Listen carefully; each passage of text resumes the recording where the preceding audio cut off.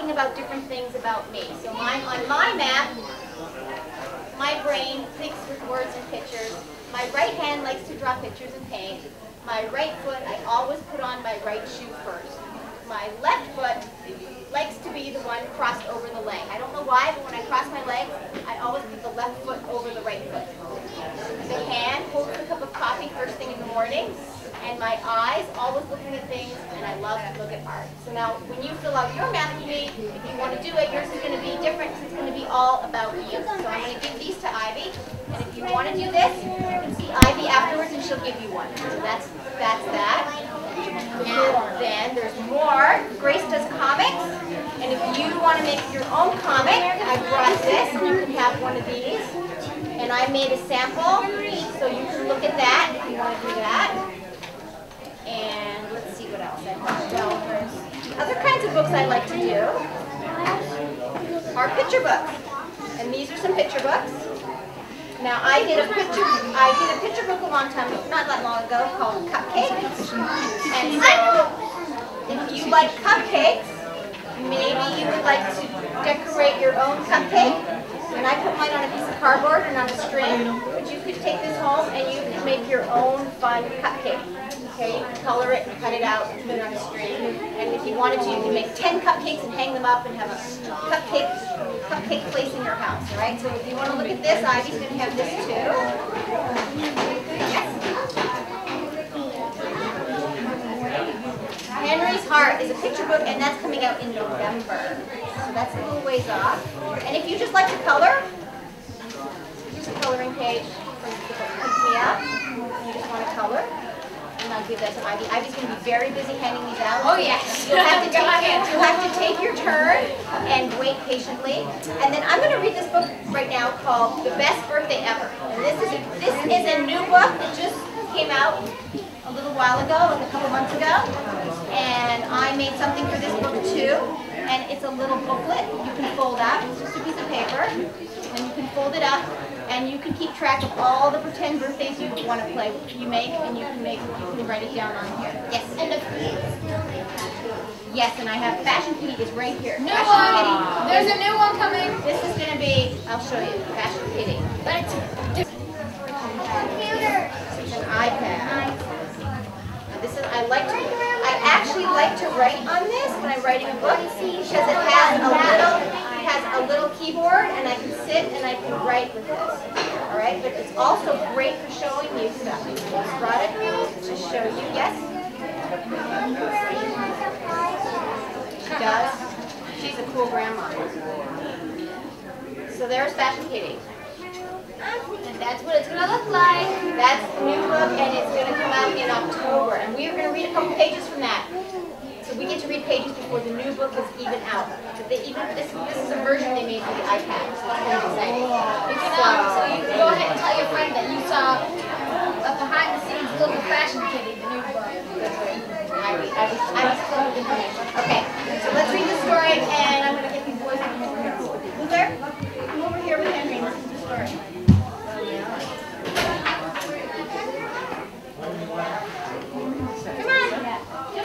It's about birthdays. How do you not like it? You know, and you have to listen to it because I had a birthday recently, and Oh yes. it has to be nice. Yesterday even. How do I make the book? What part? The hard part? The covers? Yeah, they do. Everybody wants to know how they make the covers. They make the covers, the hard part, in the factory where they make the book. So I don't sit at home and make this hard part. All right, I just do the words inside and draw the pictures, and other people put it together. And I know you guys think that you can make that hard part. You can be an author too. All right, so I'm going to take the cover off, this part off, because it's hard to read. Yes, I love writing. Can you sit down in front? Boys. All right. This is called The Best Birthday Ever. Does anybody recognize this little kitty character? Anybody who's read Fashion Kitty? Yes, who's it? It's Lana, yes. This is Lana Kitty. This is Fashion Kitty's little sister. And she is so fun that I decided she should have her own book. All right, can everybody hear me? All right, let's start. The best birthday ever. It says, you are invited. All pretend birthday celebrators everywhere. To have a party. Happy birthday to you. Love, Lana. So this is the book for everybody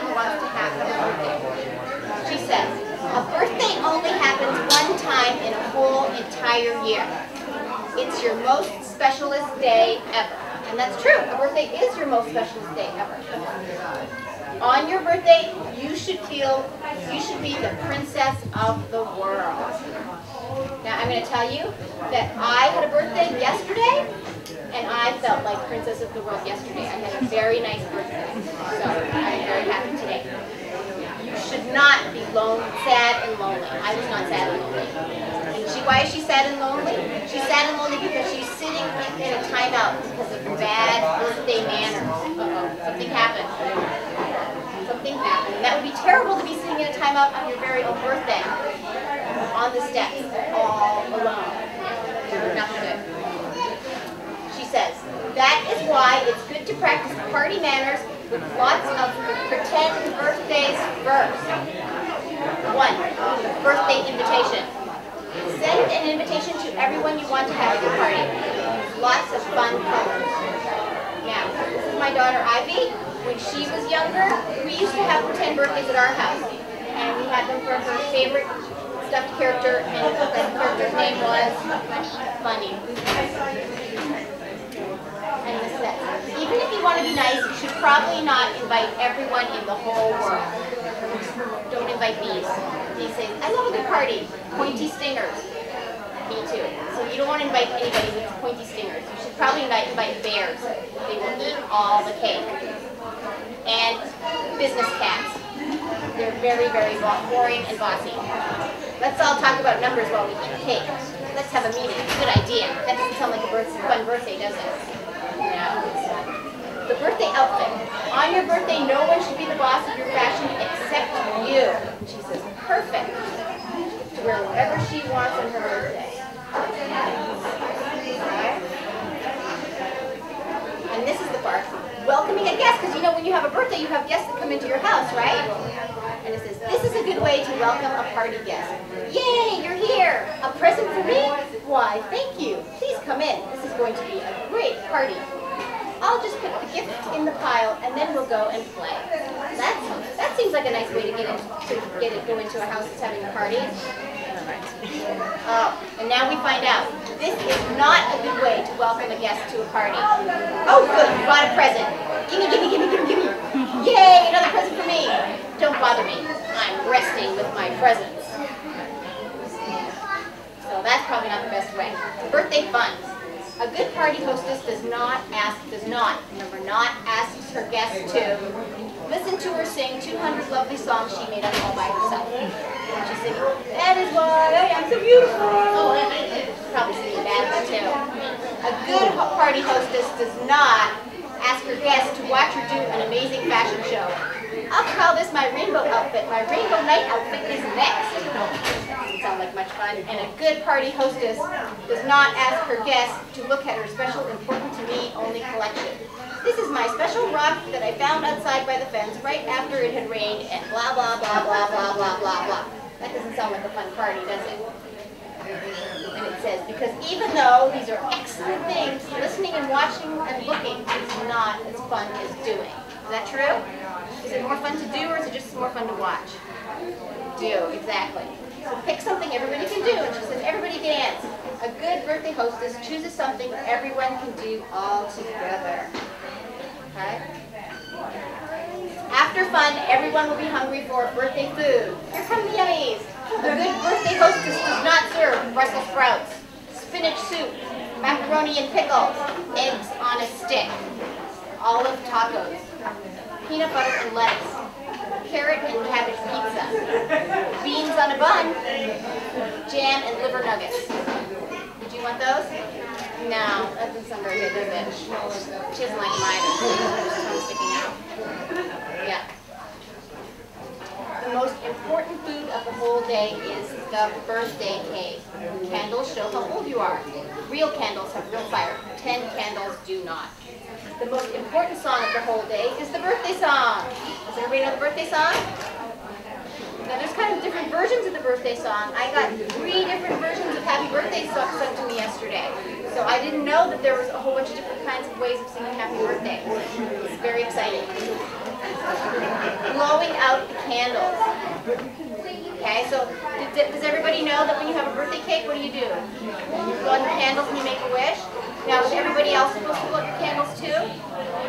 No, only the birthday person is supposed to blow out the candle, right?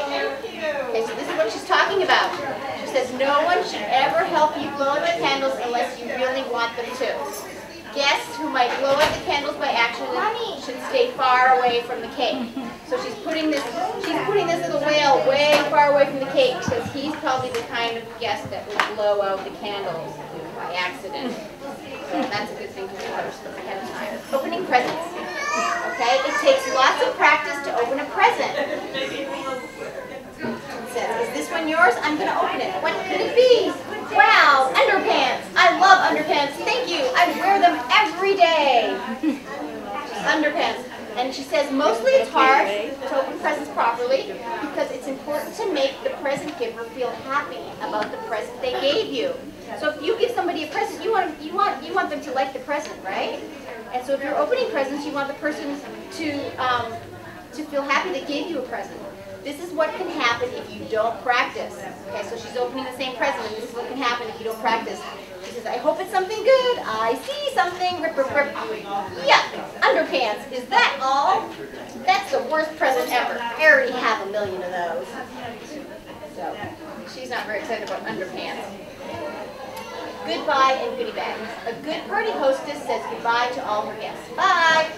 Don't forget your goodie bag. Thanks for coming. Little treats for the guests to take home. Oh, he took the underpants. A good guest does not try to sneak off with one of the presents. Okay, that is not a good idea. And then on the back of the book, it tells you how to make some birthday crowns. If you want to make birthday crowns for a birthday.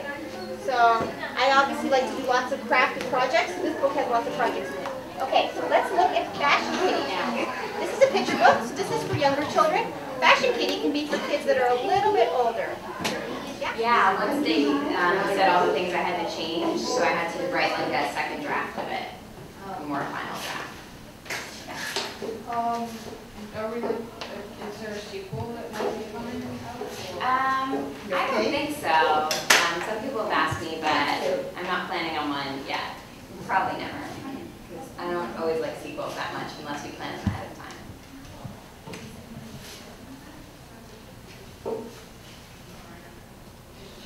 I got one thing, but did you talk about the new book coming out? Yeah, it's not coming out for about a year, but I talked a little bit about it. It's called The Boy Recession, and it's not a sequel, but a similar genre. So if you like this one and kind of the humor and like a realistic fiction, it's similar in that way. Is it typical to take a year from the time you finish it to be published and available? Yeah, it takes a long time. This one actually moved pretty quickly, and I didn't realize that it was quickly. It seemed to take a long time to figure out the cover and stuff. Yeah, so this one was shorter than the next one that's coming out. But sometimes they wait. The next one, they want to have it as a back-to-school sort of thing, so they're waiting until they couldn't quite have it ready for this September, so they're waiting for next September. How many pages is it? This one is... The typical question. All the time. Yeah. It reads fast though, right?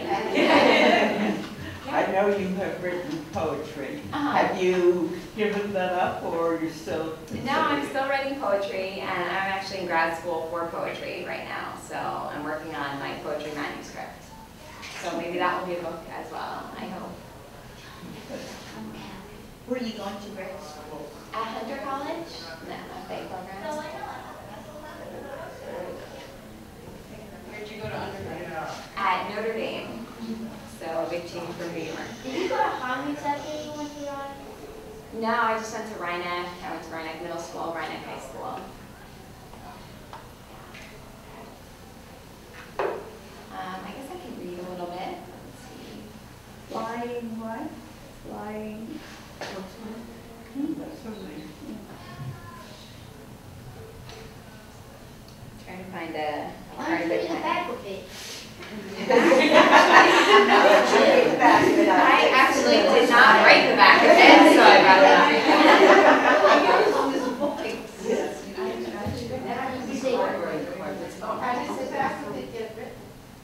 Someone at the publishing company wrote the back of it. It's not my favorite. They also wrote the backs of these. So that was not me. That was more sort of the marketing people. I guess their idea is more sort of to just grab people who are browsing the bookstore and turn over the back of the book. So the people who are experts, it's sort of like the consumer and what kids want to read. They're the ones who are going to write that and make it really catchy. Sorry. Where are you living right now? I live in Hoboken, New Jersey. So right outside Manhattan. And I guess I'll read this scene. So sort of, this scene's about Finbar's at high school, and some of the girls in the school have started to think that he's a vampire, which is part of his plan. But the girl that he likes, who's named Kate, has apparently not heard that he's a vampire, so his plan is not working out quite as well as he had hoped. Okay. The awesome thing happened after Kate and I sat down with our spaghetti. The awesome thing was that these two freshman girls came over to our table. Hey, Finbar, the girls giggled in unison. How did these girls know my name? I'd never seen them before, and they had really, really tight pants on. Anyway, simultaneously, each girl extended a piece of garlic bread. You want some garlic bread, Finbar? They asked. I looked at Kate and shrugged. Although she looked amused, I reassured myself that she was concealing her jealousy by taking a bite of meatball. Or maybe she knew I'd never go for a girl in pants that tight. Garlic bread? I repeated dumbly. Yeah, one girl said, nice and garlicky. Oh, no thanks, I told her. She thrust the bread right against my face. I jerked my head back. You sure? She asked. Yeah, I said, thanks though. I was completely puzzled until I heard the freshman girl's conversation as they walked away. He was totally scared of the garlic, one squealed in delight. He so is what they said he is. A vampire. I so was a vampire. I swirled my spaghetti around my school-safe spork in triumph. Jenny knew I was a vampire and told Kayla Bateman. Kayla Bateman knew I was a vampire and told Ashley Milano.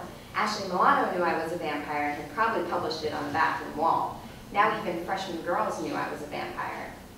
I looked over at Kate, who was calmly sipping her Snapple green tea like she was in some damn Zen garden, as if she wasn't sitting across from a spine-chilling, bloodthirsty beast who got her heart pumping in more ways than one.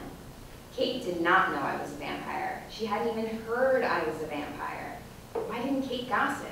More importantly, why didn't Kate ever use the third stall in the girls' bathroom? The meatball on my plate put a new thought into my head. Maybe because I ate human food in front of Kate every day, she didn't believe I subsisted on the blood of unwilling victims. Damn lunch.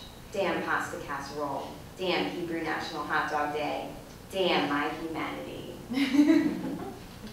So that's a little sample. And then if anyone else has questions, they can ask, but I'll be signing books. The books are $10, or I can sign a bookmark, and those are free. So yeah.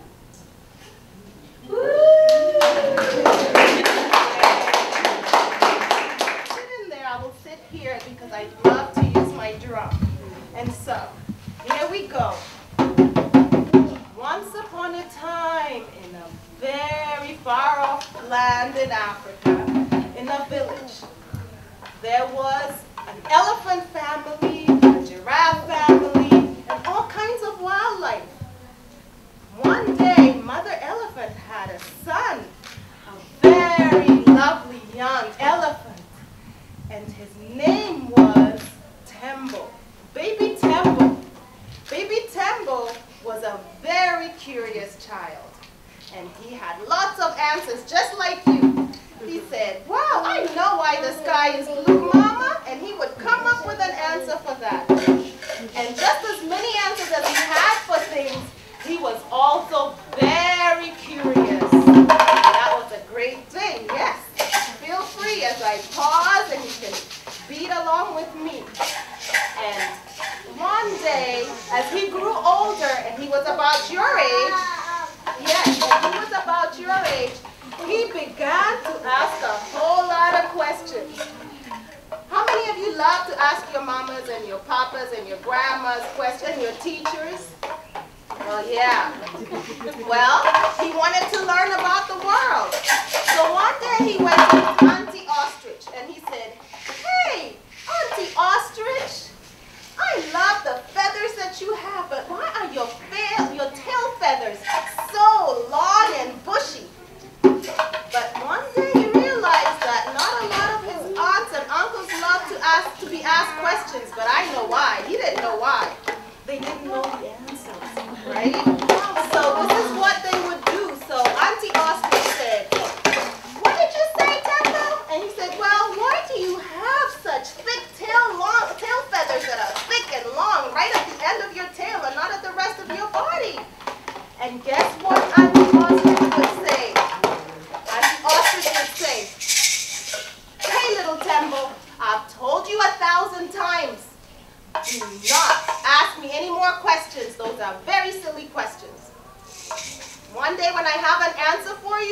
be a good answer, but today I'll let you know what answer I have. And Auntie Ostrich got really upset. And what did she do? She took her leg and spanked little Tembo on his behind, and he rolled away into the dirt. Oh.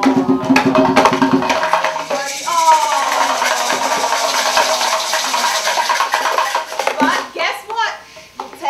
Next day Tembo woke up and forgot the spanking he had gotten from Auntie Ostrich the next day, and he went and said, "Hey, morning, Uncle Giraffe." "Good morning, Tembo. Are you coming to ask me those questions you asked me all day yesterday?" "Well, kind of. Well, I was just staring at you when you were going up there, up the hills, down the hills, and I wondered, that long neck that you have, do you ever get tired? Do you ever feel like you need to be stretched just so it can rest a little? Why is it so long?" "Tembo? Tembo," I said, "Tembo, how many times have I said, don't ask me questions that you know the answer to?" And confused, Tembo said, "You know the answer?" And one little thing that I did not mention, Tembo and all the other elephants had nice, regular, round noses. Yeah, that was once upon a time. Forgot to mention, that's very important. Nice, round noses. A little bit, maybe the size of a shoe. No bigger than that. And so, Tembo, I thought I told you not to ask me those questions. You already know the answer. And Tembo said innocently, Uncle Giraffe, no I don't. Why is your neck so long, and does it get really tired when you stretch so high to pick those berries? And Tembo kept asking and asking, and then when you go to sleep, I mean, how does it fit on your pillow? Why is your neck? And Uncle Giraffe had just had it. He had it. If you don't stop asking me, and before he finished his sentence, Uncle Giraffe took his leg, his hind leg, his strongest left hind leg, and he gave Tembo a kick. And poor Tembo went rolling in the mud, rolling in the dust, and he was sad. The next day he decided, wow, Auntie Hippo looks cheery. She is so cheery. She's going in and out of the water. She just looks cheery. I think this is a good day for her. And I'm going to ask her, welcome, come on in. And I'm going to ask her a couple of questions. Everybody keeps spanking me. I don't understand why, but Auntie Hippo was singing. She was bathing in the water, having a good day.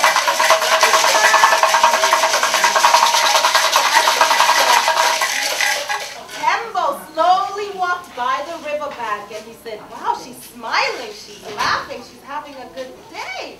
I'm going to ask her the question I've always wanted to ask her. Morning, Auntie Hippo. Hi, Tembo, you look like you're in a good mood. Yes, I am, and you are too, Auntie, right? And Auntie Hippo said, yes, I am. As long as you don't do that thing you do. Uh-oh. What thing is that? What thing is that?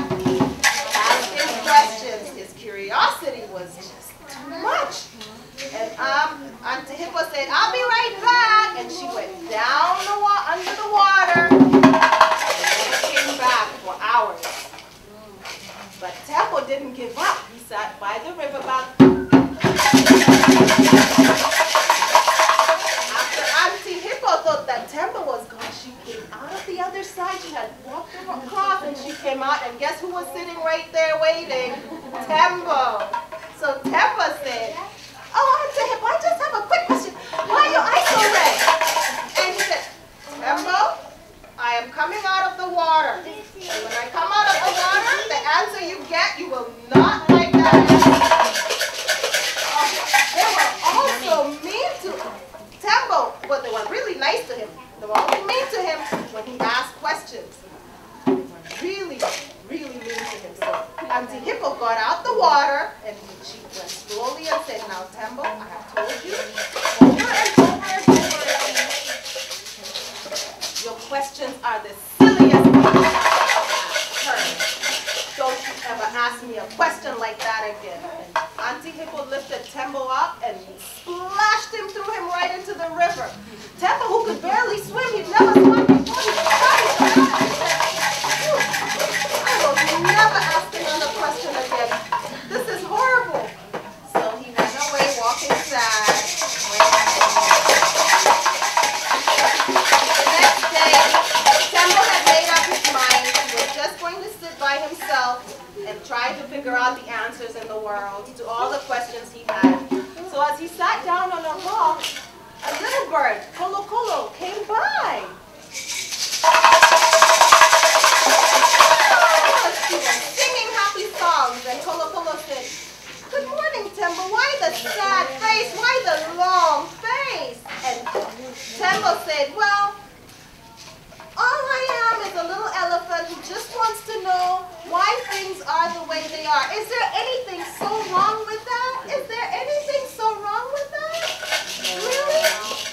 And Colo Colo said, "No, I ask questions all the time. And if I can't find the answers from the person I'm asking, I find out for myself. That's the best way." Oh, Tembo thought, oh, I had never thought of that. Wow, that is the best idea Tembo was so happy, he took Colo Colo by the feathers and he danced with her. He said, "You have just changed my world." Yes, thank you. You can warm up my chair because I want to use that. And here's the thing. "You have just changed my world." And then as he sat there, he said, "Well, can I just ask you one question?" And Colo Colo said, "Well, I guess you can. I'm not going to spank you. I'm not going to toss you into the river. I hope I can give you the answer you want. And no question is a silly question. Oh, you're the best friend I've ever had, Colo Colo." And he said, "Well, what do you want to know?" And Tembo said, "Woo-hoo, are you okay? Are you okay?" Aw, he's okay. Aw. And Tembo said, he's just curious, just like Tembo. How does that feel? And Tembo said, "Well, I have always wanted to know, what does a crocodile have for dinner? Haven't you always wondered?" Colo Colo said, "No, not really. I've never wondered about that." And so I'll tell you the truth, just like no one else has. I don't know the answer to that. But I'll tell you what, I know where the crocodile lives. The crocodile lives down in the gray-green Limpopo River. Oh, I know where that is, the Limpopo River. Yes, that's where the crocodile lives. If you want to know the answer, why don't you go ask the crocodile, right? Okay, that sounds like the best thing to do, right? Get it right from the horse's mouth, right? So, Tembo was so happy, he was so excited, he packed his bags. He put some mangoes in his bag, some bananas in his bag, some melons in his bag, because he was about to go on a great adventure. He was about to find out the answer to a question all by himself. So once he got his bags all packed, he went along eating as he went along, eating his banana. He dropped the peel here, he danced. He headed down to the Limpopo River and he came through the bushes. He saw the big gray-green river, the Limpopo River. But then he wondered, I don't even know what a crocodile looks like. Who should I ask? And Colo Colo was nowhere to be found, but he said, well, I'll just figure it out. I'll figure it out. If you can't ask anyone, you gotta go figure it out yourself. He thought that was wise Colo Colo. But as he was sitting there thinking, he saw a python. And he said, oh, great, I could ask the python. So the python said, oh, hi, Mr. Python. How are you? He said, oh, I'm fine, and how are you? I'm fine. I have a question for you. Oh, I've heard about you. You belong to that family up there that you thank you for all the questions you asked. He said, yes, how did you know?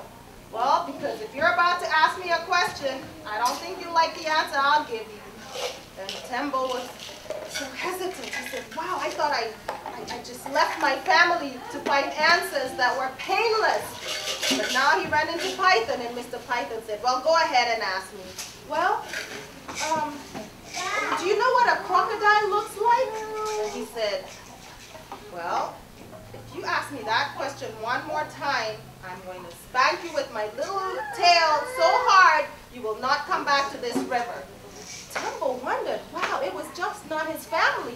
Everyone he met was so upset about his curiosity. He said, what is it with all of you? He got really upset for the first time. Anything I want to know, somebody tells me it's silly. Why don't you just tell me like Colo Colo told me? I don't know.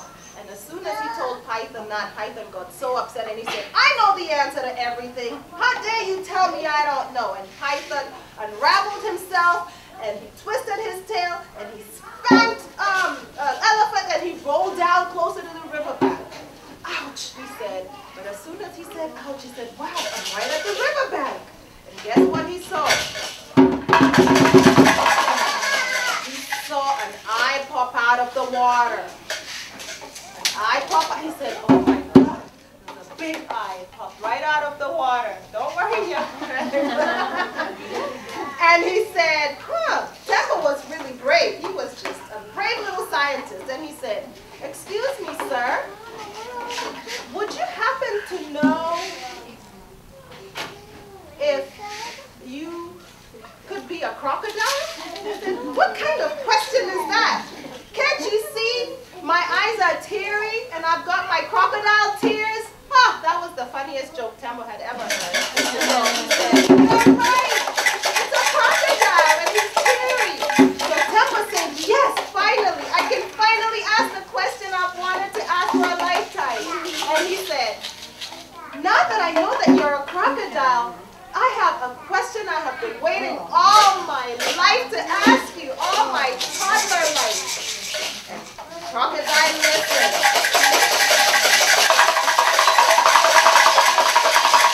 He listened and he said, well, could you go ahead?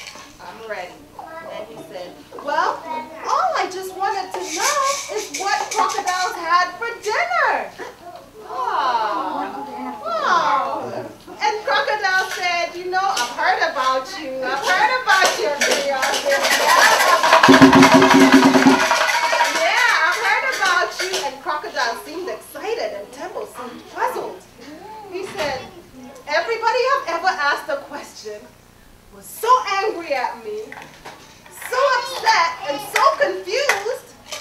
And Crocodile seemed really excited and this is nice. Isn't this nice? Yeah? Finally, somebody who's excited about questions. This was Temple's dream come true. Finally, someone who is willing to teach him something. Someone who's going to teach him a lesson, right? That's all he wanted, right? Someone to tell him the truth. And so Crocodile said, well, that's a wonderful question. That made Temple even more puzzled. Wonderful. He never heard anyone say wonderful question, right? Everyone kicked him, spanked him, threw him in the river. But Crocodile said, what a wonderful question you have, right? And he said, why don't you come closer and I'll whisper it to you? And he said, that's strange. He's happy about my question, and now he just won't tell me. He wants to whisper it to me. I've been kicked, I've been thrown into the river. I've never heard anybody tell me they want to whisper an answer to me. So he said, come closer, and I'll give you the answer. So, anybody want to come closer and get the answer? No? Nobody? Oh, okay. Well, I'll tell you. So Temple did. Temple was so curious, he said, I must get this answer. So Temple hesitated and then he said, well, after all the punches and kicks and I've gotten, this couldn't be any worse, right? So he went closer and he leaned in and Crocodile said, a little closer. Lean in a little closer. And as he leaned in here, you can have this one. No, okay. No. You can have this one. You got one. Okay. And he leaned in a little closer. Yeah. And right as he leaned in, Crocodile said, bit his nose right here, and he said, I'll show you what I have for dinner tonight. This is what I'm having for dinner tonight. And he grabbed him by the nose, and he said, now you know what I'm having for dinner tonight, right? And Temple said, this couldn't be so. And he said, what did you say? He said, this couldn't be so. I said, yes, it is so. This is what I'm having. You asked me what I have for dinner. This is my dinner tonight. And he said, let me go. And Grandma said, what did you say? Let me go? I said, let me go. You're squeezing my nose. Grandma said, I really don't understand you. And everybody came running down from his family, Giraffe, Uncle Giraffe, Auntie Ostrich, and they said, Temple, we warned you. So they came and tried to help him and said, help me, somebody. Python came and grabbed him by the legs, tied himself around Temple's back legs, and the Auntie Ostrich came and bit his beak, and he said, ouch! He said, well, that's what you get. And they tried to pull him out, and they all started pulling. Everybody and they pulled, and they pulled, and they kept pulling, and before they knew it, Temple's trunk was about 5 feet long. Yeah, and finally, Crocodile had to give up, and Temple swung backwards, and he was free. But as soon as he landed about 5 miles away, he looked at himself and he said, oh my gosh, what did I get my nose into? And he looked at his nose and it was so long. And that's how Tembo the elephant got his long nose. Okay? So that's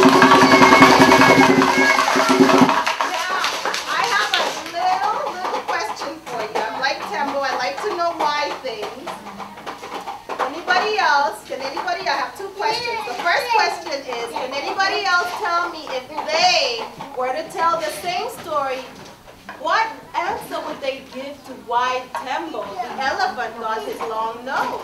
There are very many cultures in Africa, and that's just one version of why they think Tembo got his long nose. Can anybody guess why Tembo, an elephant, would get a long nose? Anybody? Anybody? Yeah? No? If you were to tell the story, okay, here's my other question. Yes? Like, maybe it would happen, like, if they were predators and over time they need to evolve that to, like, get Yes, I love your mind because it's thinking in the evolution way. And that's really good. Maybe it lived in a place where it needed to stretch. Yeah, because maybe it needed to get high up. It needed to get high up because it uses its trunk. What does an elephant use its trunk for? To hold on to things as well, right? And it could, to grab things. and it could, like, And to scare predators away, so that's very good. And anybody tell me why you think the giraffe has a long neck? Anybody tell me? Yeah? I know again, but because they need to get high. They need to get leaves up high, right? And that's why they have long legs. And that's why they have long legs. So maybe they lived in an area, like you said, in terms of evolution, where everything was high up, right? And nothing was down below, right? Well, they do have grass, but well, they need to get leaves up there. The leaves are, but they prefer to eat leaves in their diet, right? Perhaps, right. Anybody knows why? I was here last time. The tortoise has a shell, and why its shell has all these patterns on it. Anybody? To protect? Well, the shell for protection, but maybe for camouflage. It also camouflages, right? So that's in Africa and other places. We weave all these ideas together to come up with reasons why animals are the way they are. Even though the giraffe needs to stretch out and grab the leaves, we have to ask ourselves, well, why does it need to eat those leaves? It also eats grass. It could suffice by eating grass. So there must be another reason. And really, no one has ever really come up with a reason that we would say that's the real reason. So that's why telling these beautiful stories at night, you see, they help your mind think, and they get you to be creative, and they, give you a chance not to be so dependent on other things like other gadgets. Sometimes you free your mind and let it think freely with your family, right? And you can all come up with your ideas and weave that into a story, right?